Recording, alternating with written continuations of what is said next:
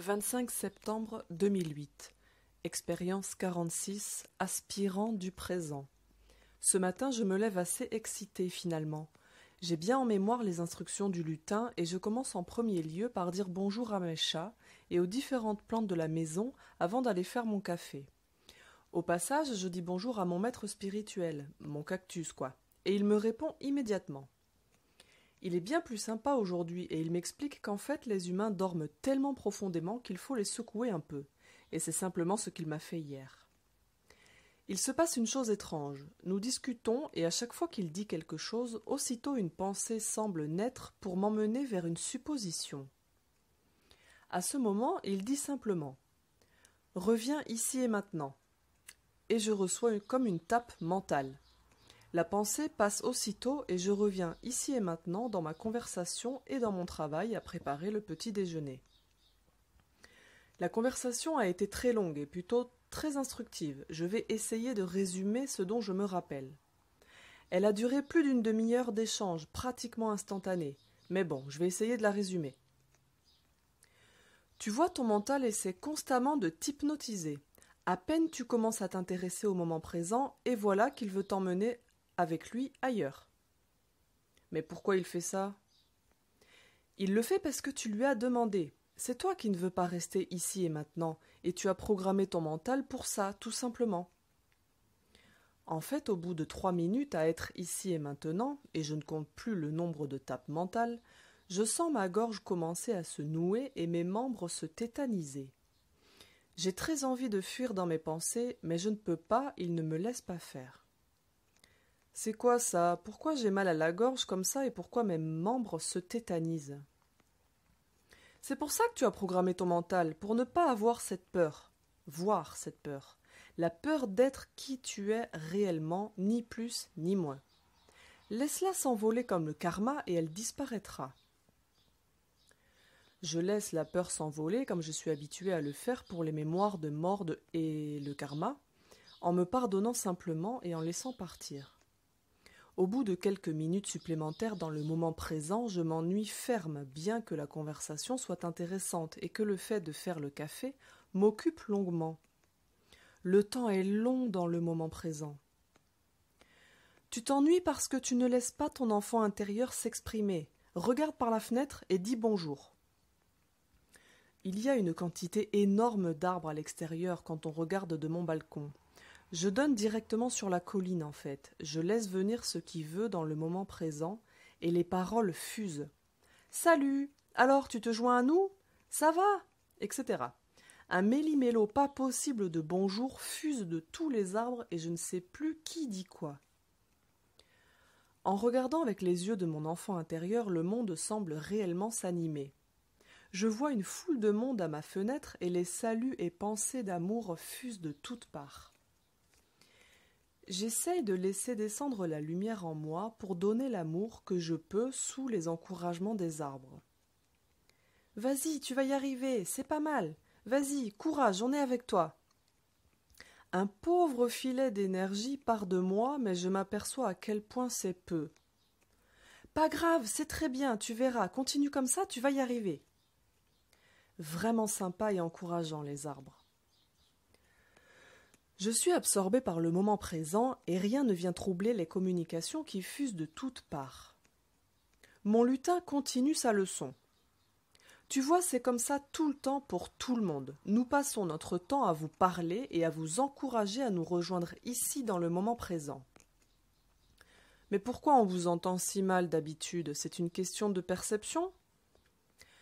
Tu ne comprends pas. Ce n'est pas une question de pouvoir ou de perception.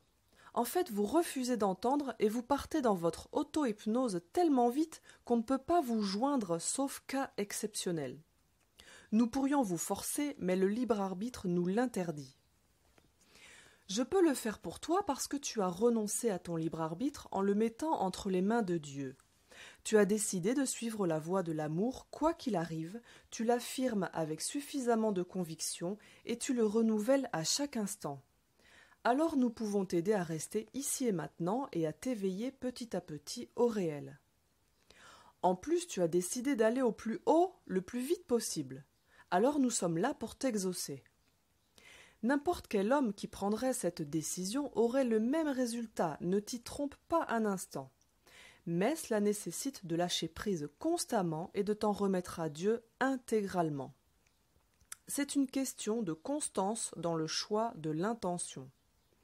Et si tu ne m'entendais pas, tu te contenterais de faire l'exercice que je t'ai donné en croyant qu'il vient de toi, simplement.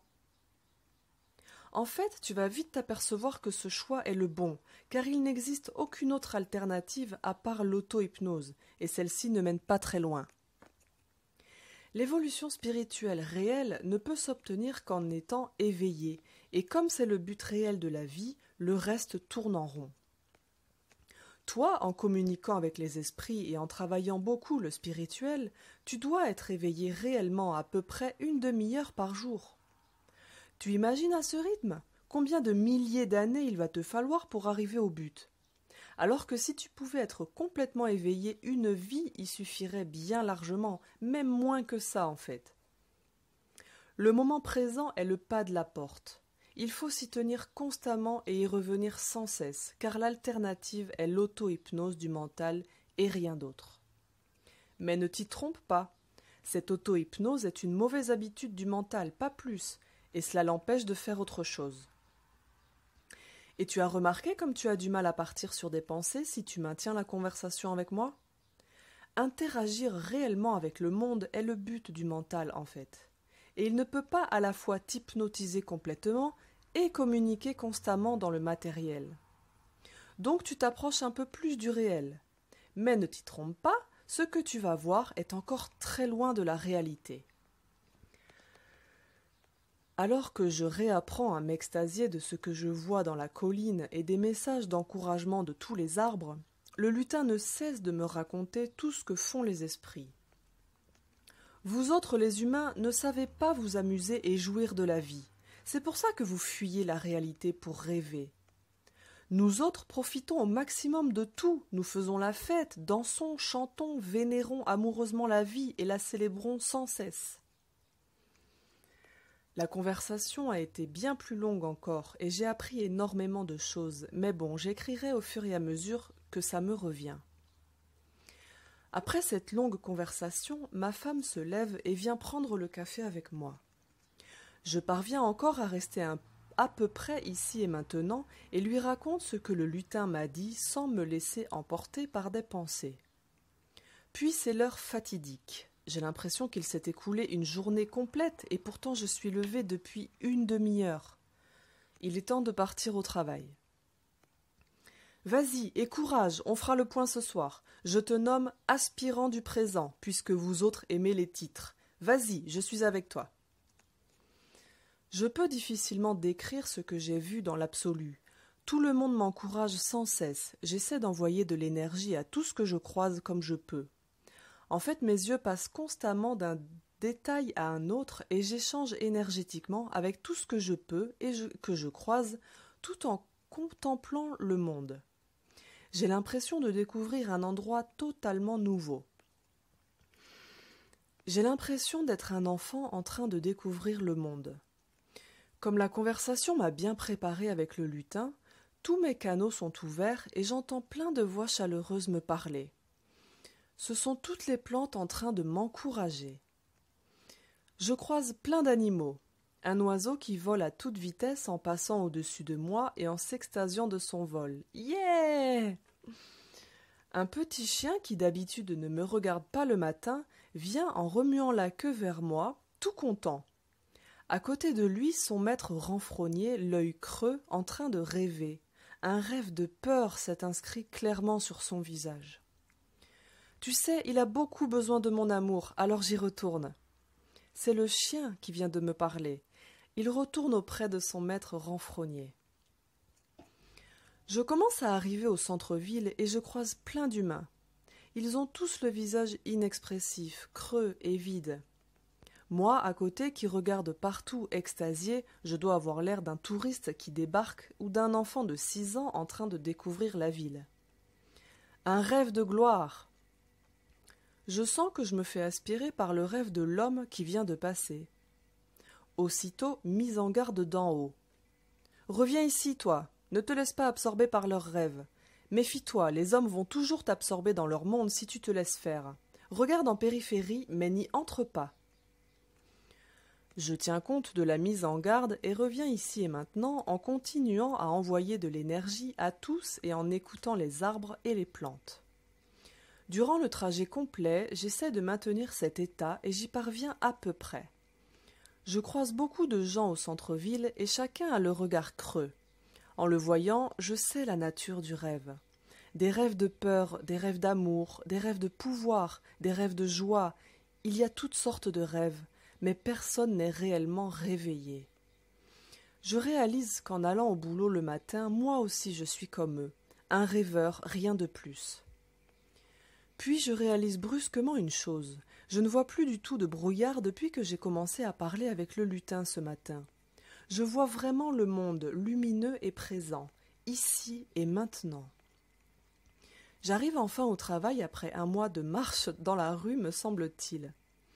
Avant de franchir la porte, je dis bonjour à tous les arbres et remercie silencieusement le lutin. Message d'en haut. C'était pas trop mal, mais en fait, tu n'as pas vu un millième de ce qu'il y avait à voir. Enfin, c'est encourageant. Tu commences un peu à entr'ouvrir les paupières. Tu peux retourner dormir complètement jusqu'à ce soir pour la suite de l'exercice.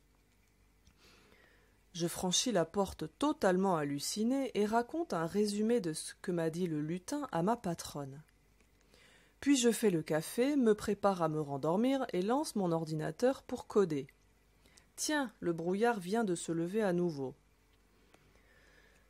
La journée se passe au bureau de manière tout à fait normale. Seul problème, plein de peur afflue suite à l'expérience de ce matin. L'enfant intérieur semble être de sortie bien plus qu'avant, et c'est peut-être le fait d'accepter d'être ici et maintenant un peu de temps qui me fait remonter tout ça. Avant de partir, je me lance dans un test à la con. J'aime bien faire un peu de crash test à la jackass spirituelle des fois. Peut-être mon enfant intérieur un peu trop de sortie d'ailleurs. Mes sources semblent dire que c'est ok pour le meilleur ou le pire. Une expérience à faire en gros. Alors je décide de faire comme en informatique. Je demande au moi du futur de voir s'il peut faire sauter toutes les peurs d'un coup en mettant une pause au milieu pour le moi du passé. Parce que absolument tout d'un coup, il ne veut pas. En gros, une boucle avec un timer au milieu. Ok pour le moi du futur. Le moi du passé s'attelle à la tâche. Résultat. Des sensations énergétiques du toucher décuplées mais très précises. Je pensais même pas que je pouvais encore augmenter mon sens du toucher en fait. Par contre, je me sens bizarre sur le haut, troisième œil ouvert, mes chakras coronales bloqués. Je tripote dans tous les sens, je vois pas d'où ça peut venir. Mais bon, mon corps énergétique n'est plus le même. J'ai un peu fait n'importe quoi, c'est clair. Je sors dans la rue, impossible de parler avec quoi que ce soit, rien de rien, même pas de connexion en haut. Bon ben, pas de panique, je suis informaticien, je suis habitué aux bugs, on trouve toujours une solution. J'utilise mon sens du toucher surdimensionné pour faire plein de manips en marchant dans la rue à l'arrache. J'utilise toujours le coup du moi du futur et du passé. À ce moment, j'ai Pascal au téléphone. On parle un peu, puis je lui dis « J'ai un problème, tu sais ce que c'est ?» Réponse « Tu n'as plus le son. » Putain, il est de plus en plus fort, y a rien à faire. Ouais, bon, une fois la conversation terminée, je raccroche et je continue à triturer. À force, je finis par rétablir le son. Apparemment, j'ai un peu avancé, mais bon, c'était chaud, et je sais pas trop ce que j'ai fait, ma foi. Débriefing avec le lutin. Moi. Ben, ce matin, c'était pas trop mal, voire un coup de bol, mais alors ce soir, c'était la cata, désolé. Réponse. Tu ne croyais quand même pas réussir le premier jour non plus? Bon, laisse tomber pour ce soir, on reprend demain et dans la joie. Ok, pas de souci. Connexion en haut. Au fait, si tu pouvais éviter de toucher ton corps énergétique, on apprécierait, parce que c'est du matériel de pointe, si tu vois ce que je veux dire. Ça supporte mal les manipulations un peu sauvages. En plus, pense aux autres qui vont passer derrière toi pour réparer. Oui, désolé, je le referai plus.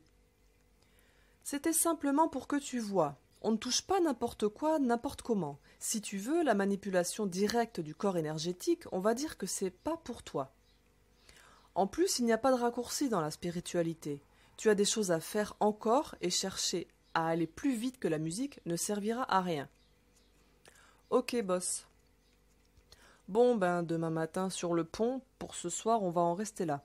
J'ai encore une pointe du chakra coronal un peu engourdie, mais bon, si on me dit de plus toucher, c'est que là-haut, on va s'en occuper.